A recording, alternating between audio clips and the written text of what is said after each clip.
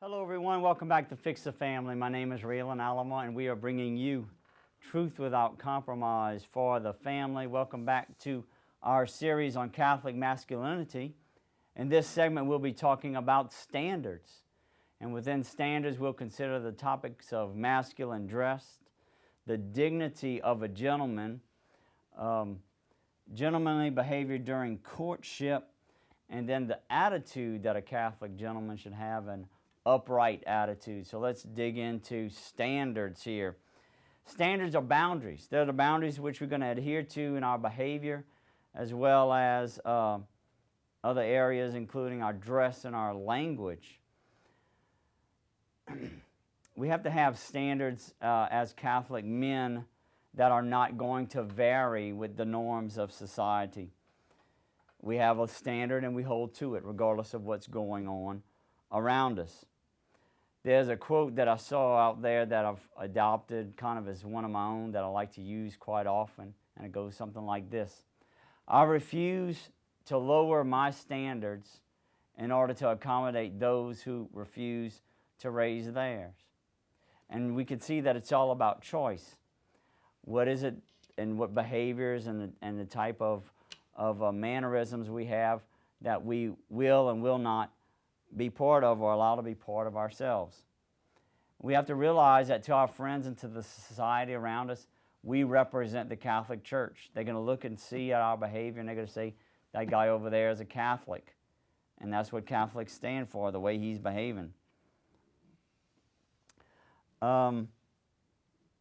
Again, we should be dignified. We should carry ourselves with an air of dignity. Let's start that off by talking with how is it that we dress. The way we dress is often going to be someone's first impression of us. They first see us, and that's the impression they get. Generally, how do people dress? They're going to dress in the most comfortable fashion that they can.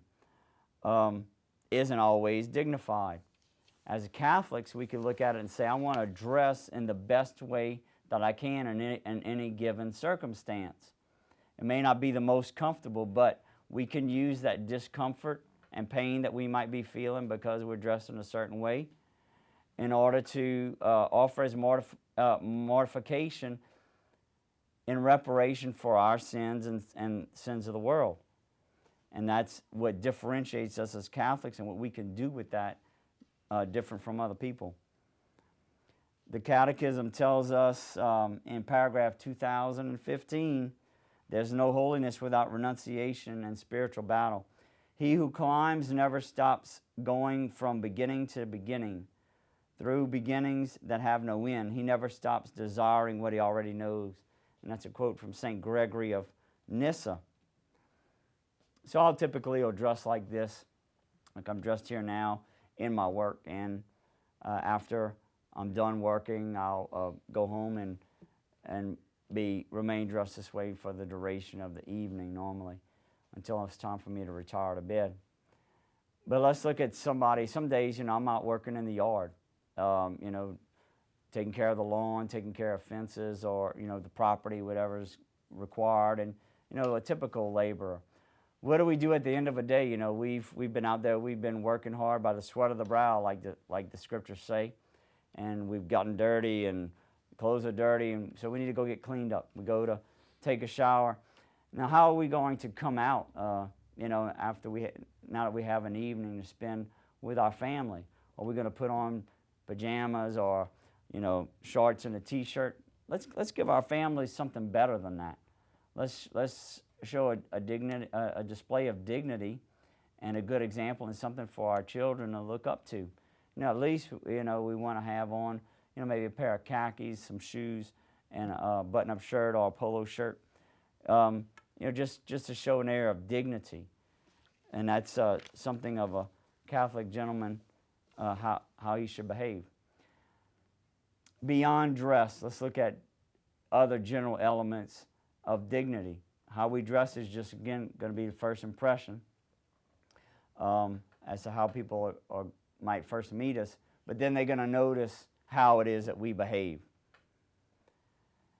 There's various fads and customs out around that we could get pulled into that we just need to be aware of and be cautious of. Look at the current custom of tattoos and earrings.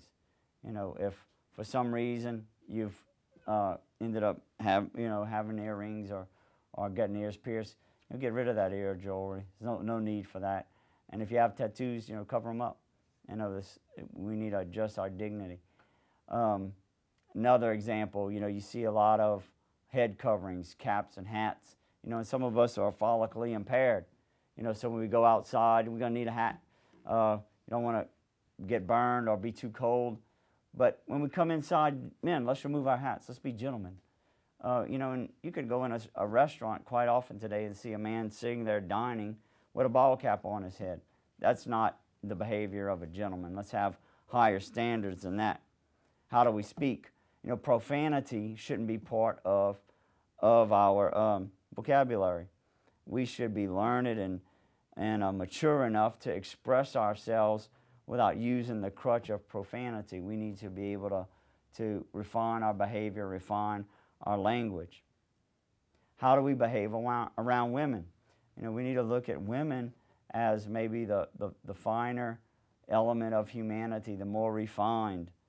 They're more delicate. We should adjust our behavior, not treat women as one of the guys. Adjust our behavior to be even more gentlemanly whenever we're in the presence of women. On the other hand, we will encounter in society some women that aren't so refined. And quite often, most women, or very, very many of them, will dress in an inappropriate fashion. A lot of times that may be just because they want to be comfortable.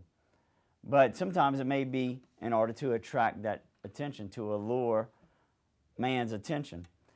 And we need to be aware of that, and they'll do that in order to get their way with something that they want, or to have some element of control for whatever reason. We can't cause scandal.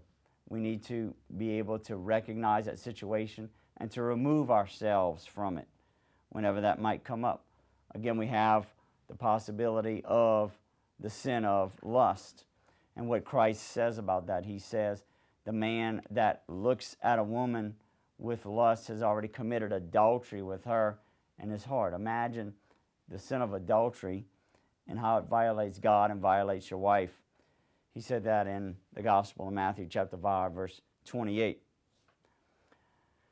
Now, further severe dishonor and abuse, actually abuse of women, is the filth of pornography. It's rampant today. It's caused a lot of men a lot of trouble, and some men fall into the addiction with this. And it's a mortal sin. It shouldn't have any part of our lives. But even still, aside from the spiritual element of it, of how it is sinful and offense to God, for us to partake of it, we also don't want that to affect us naturally, polluting our minds and corrupting us, with that type of filth. So, for various reasons, it's just something that shouldn't be any part of us. We need to steer very clear of, avoid at all costs. But even beyond that, we need to aim to be totally and completely pure. So anything, and especially in entertainment, anything that might lead itself in that direction, we need to just be careful of and try to stay away from. And a lot of times the entertainment industry will use this in order to sell movies. They'll want to put a little innuendo in there, or some nudity, or some innuendo, or indecent conversations, dirty jokes, whatever it might be, in order to cater to the base instincts of men, to maybe their more animal side. We need to see again that we are above the animals. We have an intellect and a will, and we shouldn't allow things to cater and control those things, those instincts that we might have. Let's spend a little time next talking about courtship. And that's the approach that, we want to gear some of this toward the younger men and those who are, have an ambition toward marriage.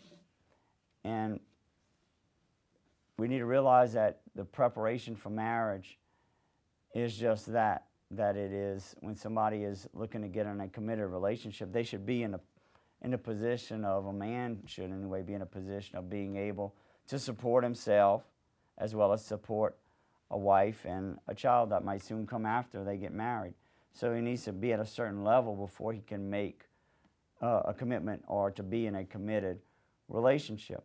The dating game, this recreational dating of just having somebody to do things with at all times, is really not part of a Catholic man's makeup and lifestyle. It shouldn't be.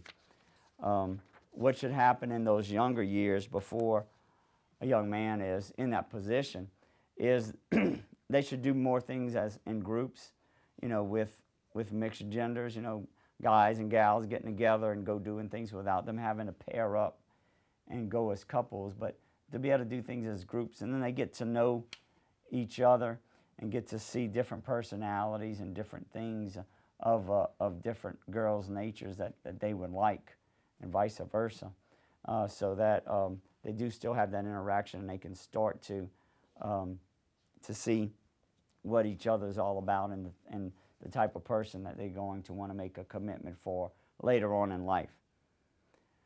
And let's finally consider our attitude, what type of attitude we should have as Catholic men. We need to have an upright attitude. We live, obviously, in an imperfect world. So there's always going to be some kinds of difficulties out there.